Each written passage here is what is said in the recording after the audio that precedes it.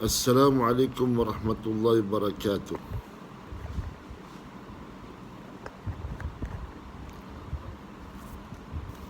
Alhamdulillah Rabbil Alamin wa afdalus salati wa taslim ala Sayyidina Muhammadin wa ala alihi wa sahbihi ajma'in.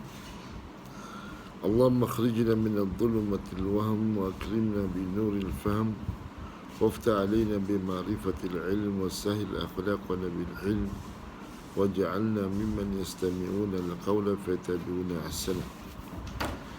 سبحانك لا علم لنا إلا ما علمتنا إنك أنت العليم الحكيم. اللهم افتح علينا فتوح العارفين وارزقنا فهم النبيين وجعلنا من عبادك الصالحين برحمتك يا أرحم الراحمين. رب اشرح لي صدري ويسر لي أمري واحلل عقدة من لساني يفقهوا قولي. Ini insyaAllah kita nak bermuzakarah tentang nasab dan kelahiran dan penyusuan Nabi Sallallahu Alaihi Wasallam. Bahawa nasab Nabi Sallallahu Alaihi Wasallam nasab yang terbaik.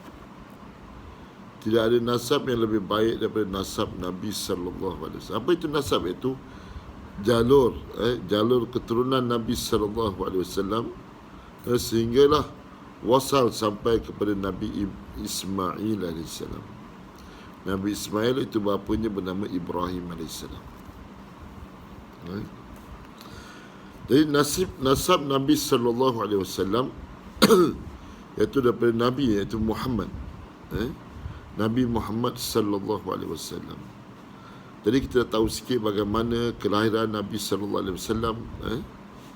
Nabi Muhammad, ketika Nabi Muhammad dilahirkan dan bapanya dah meninggal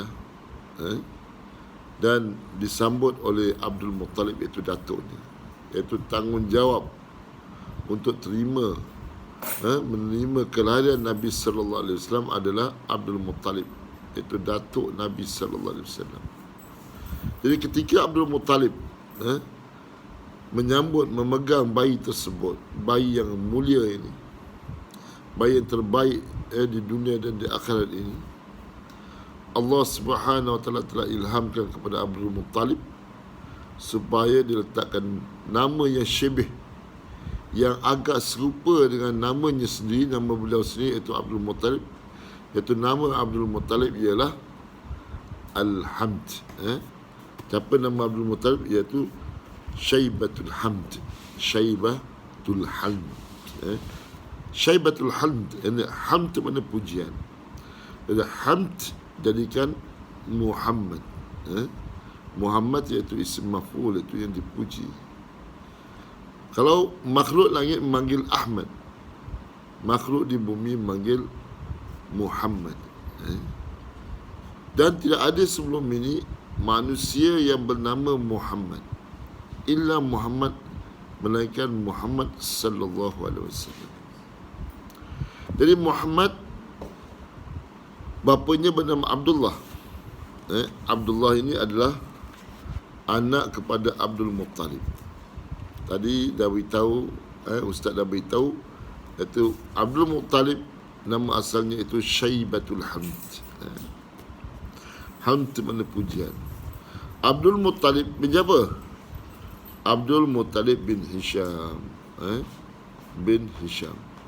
Sebab tu dia panggil Bani Hashim. Hisham. Jadi Hisham ini adalah moyang Nabi Sallallahu Alaihi Wasallam. Inna Allah astafa. Ketika satu hadis Nabi SAW itu, Inna Allah astafa, sesungguhnya Allah Subhanahu Wa Taala astafa, telah memilih. Inna Allah astafa kinanatan. Siapa itu Kinana? Itu moyang Nabi Sallallahu Alaihi Wasallam. Bagi Bani Kinana. Kinanatan. Inna Allah astafa kinanatan min waladi Ismail. Allah telah memilih Kinana, Bani Kinana tadi adalah daripada cucu cicit Ismail alaihissalam. Wastafa Quraisyan, dan Allah Subhanahu Wa Taala telah pilih orang Quraisy, telah pilih bangsa Quraisy ini, kaum Quraisy ini. Wastafa Quraisyan min Kinanah, dan Allah telah pilih Quraisy ini daripada Kinanah. Quraisy daripada Kinanah. Inna Allah astafa Kinanatan min waladi Ismail wastafa Quraisyan min Kinanah wastafa Hashiman atau Bani Hashim.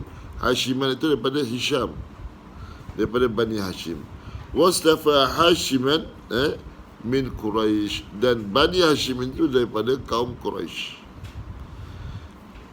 Jadi Muhammad bin Abdullah, Abdullah bin Abdul Muttalib itu Syaibatul Hamd, Abdul Muttalib bin Hashim bin Hisham, bin Hisham.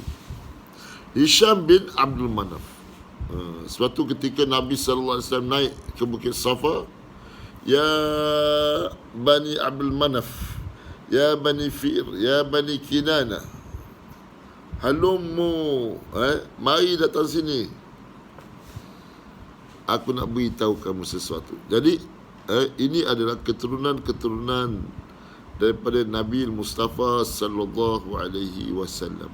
Keturunan-keturunan daripada Nabi Mustafa sallallahu alaihi wasallam. Muhammad bin Abdullah, Abdullah bin Abdul Muttalib, ini Syaibatul Hamd, dan Abdul Muttalib bin Hisham, Hisham bin Abdul Manaf. Dan Abdul Manaf bin apa? Abdul Manaf, ini semua moyang Rasulullah. Abdul Manaf bin Abdul Manaf bin apa? Bin Qusay. Abdul Manaf bin Abdul Manaf bin Qusay. Abdul Manaf bin Qusay. Qusay ni semua moyang. Datuk dia moyang yang kedua Nabi sallallahu alaihi wasallam. Ini datuk ataupun datuk lah. Datuk itu Abdul Muttalib. Lepas Abdul Muttalib apa? Hisham. Hisham ini moyang Nabi yang pertama. Hisham bin Abdul Manaf. Abdul Manaf dah moyang yang kedua. Qusay dah jadi moyang yang ketiga. Qusay adalah moyang yang ketiga. Jadi mudah kita nak ingat. Jadi Abdul Manaf moyang yang kedua. Hisham itu moyang pertama, Abdul Manaf moyang kedua, Qusay adalah moyang yang ketiga. Dan Qusay itu adalah moyang yang ketiga Nabi sallallahu alaihi wasallam. Qusay bin Kilab, dan Kilab adalah moyang yang keempat Nabi sallallahu alaihi wasallam. Dan Kilab adalah moyang yang keempat Nabi sallallahu alaihi wasallam. Kilab bin Murrah, dan Murrah ialah moyang yang kelima Nabi sallallahu alaihi wasallam. Murrah adalah moyang yang kelima. Moyang yang kelima Nabi sallallahu alaihi wasallam. Kalau si jalur yang ke-8, Muhammad bin Abdullah, Abdullah bin Abdullah bin Abdul Muttalib, Abdul Muttalib bin Hisham, Hisham bin Abdul Manaf, Abdul Manaf bin Qusay, Qusay bin apa? Qusay bin Kilab, Kilab bin Murrah, Murrah yang ke-8. Murrah yang ke-8. Tapi kalau segi moyang pula, Muhammad bin Abdullah, Abdullah bin Abdul Muttalib, Abdul Muttalib bin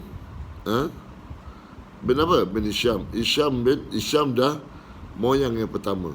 Moyang kedua Hisham bin Abdul Manaf, dan moyang yang kedua. Moyang yang ketiga Abdul Manaf bin Qusay, dan Qusay dah moyang keempat. Qusay bin Kilab. Kilab adalah moyang yang ke-5.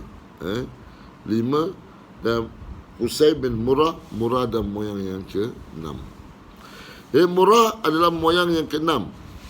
Murrah bin Ka'ab, Ka'ab dan moyang yang ke-7. Ka'ab bin Lu'ay, Lu'ay dan moyang yang ke-8. Lu'ay bin Ghalib, Ghalib adalah moyang yang ke-9. Ghalib bin Fi'ir adalah moyang yang ke-10. Fi'ir bin Malik, Malik adalah moyang yang ke-11. Malik bin apa? Bin Nadar, bin An-Nadar, moyang yang ke-12. An-Nadar bin Kinanah, moyang yang ke-13. Ni Kinanah tadi. Inna Allah astafa Kinanatan. Sesungguhnya Allah telah memilih Kinanah, Bani Kinanah min waladi Ismail. Kinana adalah moyang yang ke-13. Kinana bin Khuzaimah. Itu Khuzaimah ada moyang yang ke-14. Khuzaimah bin Mudrika adalah moyang yang ke-15. Dan Mudrika bin Ilyas adalah moyang yang ke-16. Ilyas bin Mudar adalah moyang yang ke-17. Mudar bin Nazar adalah moyang yang ke-18. Dan Nazar bin Mu'iddu adalah moyang ke-19. Mu'iddu bin Adnan adalah moyang yang ke-20 Nabi sallallahu alaihi wasallam. Dan panjang lagi sampai sambung kepada Ismail alaihissalam, Ismail bin Ibrahim, dan seterusnya. Jadi sebab itulah Nabi sallallahu alaihi wasallam beritahu, Inna Allah astafa, sesungguhnya Allah telah memilih Kinanatan, telah memilih apa? Kinanatan min waladi Ismail wastafa Quraisyan, Quraisy, dan Allah telah pilih kaum Quraisy min Kinanah. Inna Allah astafa Quraisyan wastafa Quraisyan min Kinanatan wastafa Hashiman min Quraisy, dan Allah telah memilih Bani Hashim daripada Quraisy. Wastafani, dan Allah telah pilih aku menjadi Nabi min Bani Hashim, Bani Hashim atau Bani Hashim. Jadi di antara kaum Quraisy yang paling mulia ialah Bani Hashim, kerana dia adalah keturunan yang telah dipilih oleh Allah Subhanahu Wa Taala untuk melahirkan satu manusia yang paling mulia, daripada awal ciptaan Allah Subhanahu Wa Taala sehingga akhir ciptaan Allah. Dan manusia yang paling mulia adalah Nabi Mustafa Muhammadin sallallahu alaihi wasallam. Inna Allah astafa Kinanatan min Quraisy. Inna Allah astafa Kinana min waladi Ismail wastafa Quraisyan min Kinana wastafa Hashiman min Quraisy wastafani min Bani Hashim. Hadis sahih. Jadi inilah batas nasab Nabi sallallahu alaihi wasallam yang telah disepakati. Mana disepakati ijma' ulama, inilah nasab Nabi sallallahu alaihi wasallam yang sebenar-benarnya. Selebihnya dari yang telah disebutkan masih diperselisihkan. Mana selepas Bani Adnan bin dan sebagainya, itu adalah khilaf, masih khilaf di antara ulama. Tetapi maknanya ittifaq di antara Nabi Muhammad sallallahu alaihi wasallam sampai Adnan, inilah nasab yang ittifaq, yang muwafaq, yang muttafaq bainal ulama, bainal ulama as-sirah an-nabawiyah sallallahu alaihi wasallam. Tetapi hal yang sudah tidak diperselisihkan lagi ialah bahawa Adnan termasuk anak Ismail, anak Ismail Nabi Allah, Ismail. Selebihnya dari yang telah disebutkan masih diperselisihkan. Tetapi hal yang sudah tidak diperselisihkan lagi ialah maka bahawa Adnan termasuk anak Ismail. Mana Adnan bin Ismail, Nabi Allah bin Ibrahim, kekasih Allah, dan bahawa Allah telah memilihnya Nabi sallallahu alaihi wasallam dari kabilah yang paling bersih. Dari kabilah yang paling bersih, keturunan yang paling suci, yang dan paling utama. Tidak sedikit pun daripada karat-karat jahiliah menyusun ke dalam nasabnya. Karat-karat jahiliah. Jadi sebab tu kita tak boleh kata bahawa bapa Nabi, mak Nabi ini musyrik. Kita tak boleh. Siapa ini keturunan mulia, keturunan yang dipilih, nasab yang terpilih, nasab yang terunggul, nasab yang terakram di sisi Allah Subhanahu wa taala. Jadi ada yang paling suci, keturunan yang paling suci dan utama, tak sedikit pun daripada karat-karat jahiliah. Jahiliah ini musyrik, menyusup ke dalam nasabnya, dalam nasab Nabi sallallahu alaihi wasallam. Jadi Muslim meriwayatkan hadis tadi. Nabi sallallahu alaihi wasallam dilahirkan pada tahun gajah. Nabi dilahirkan pada tahun gajah. Pada tahun gajah, iaitu tahun di mana Abraha datang untuk meruntuhkan Kaabah. Abraha datang nak runtuhkan Kaabah. Nak runtuhkan Kaabah. Abraha al-Ashram berusaha untuk menyerang Mekah dan menghancurkan Kaabah. Sebagaimana dalam suratul Al-Fil, dipanggil tentera bergajah. Sebab apa? Abraha juga ada membuat rumah Kaabah di Yaman sana, di Yaman. Tetapi tidak ada dapat sambutan. Semua orang datang mengerjakan haji zaman pada ketika itu di Mekah. Kerana banyaklah faktor-faktor dia dengan air dan sebagainya, dan perjalanan yang mudah untuk ke Syam dan sebagainya.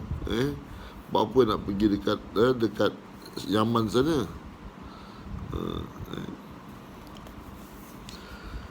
Jadi Abraha tak puas hati, maka Abraha telah hantar satu segerombolan tentera bergajah untuk meruntuhkan Kaabah, agar orang di tanah Arab ni tadi tak datang menunaikan haji di Kaabah, bahkan menunaikan haji Kaabah yang dia telah buat oleh Raja Abraha di Yaman sana.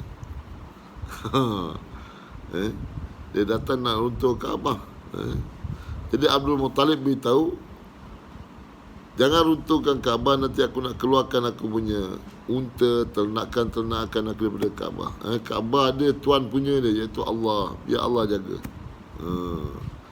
Jadi baru dia datang ke Kaabah, nak runtuhkan Kaabah, maka Allah hantar burung yang bernama Ababil yang membawa batu kecil daripada neraka Jahanam dan jatuhkan ke atas tentera-tentera bergajah.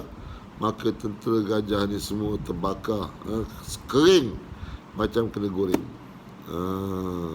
Macam kena goreng. Tentera bergajah. Alam tara, tidakkah kamu lihat?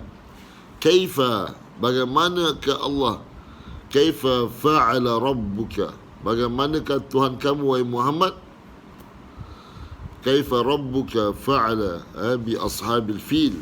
Alam tara kaifa fa'ala rabbuka bi ashabil fil, bagaimanakah Allah datangkan, musnahkan, hancurkan orang yang cuba hancurkan rumah Allah.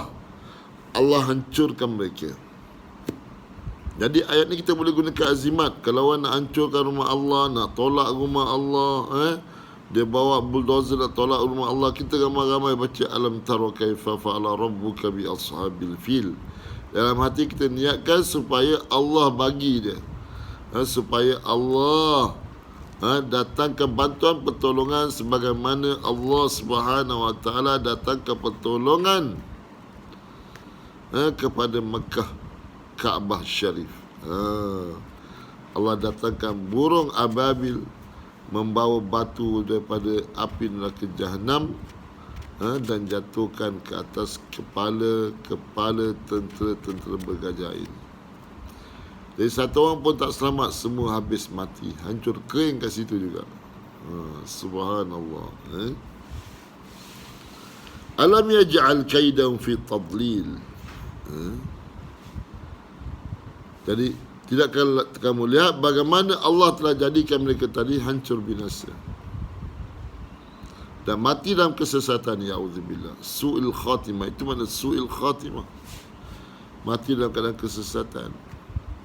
Jadi kita orang yang beriman kepada Allah, Jangan sekali-kali membuat benda yang mungkar. Takut-takut ketika itu malaikat maut datang ambil kita. Allah. Jadi su'il khatimah. Kita nak minta Allahumma inna nas'aluka husnul khatimah. Ya Allah, aku bermohon dan menajak kepadamu untuk dapat husnul khatimah. Bukan su'il khatimah.